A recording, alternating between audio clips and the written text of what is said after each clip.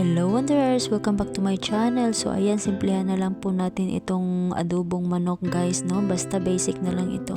So maglagay po tayo ng mantika dyan, 2 pinitpit na bawang at ang sibuyas.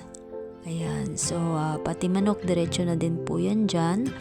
So wala po akong mga Filipino soy sauce dyan, kaya ito pong ilalagay natin. Una asin, tsaka maglagay tayo ng light soy sauce, dark soy sauce, pati nga yung vinegar guys is apple cider vinegar po yung nilagay ko na. So ayan, so maglagay po tayo ng asukal, peppercorns at bay leaf.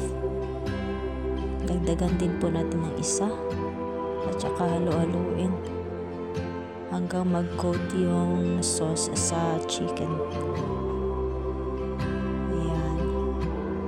So, dahil mahilig po tayo sa medyo garlicky na adobo, maglagay po tayo ng garlic powder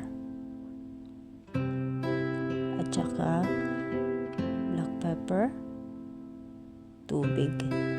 Konting tubig lang po guys, takpan at pakuluin.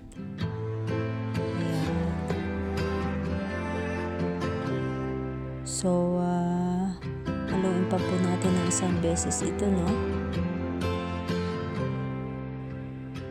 At takpan po natin uli yan guys. Last na pakulo at saka ayan po siya.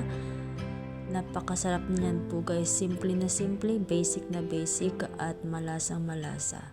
So, hanggang dito na lang po ang video na ito guys. Thank you so much sa panonood. Hanggang sa susunod po. Bye!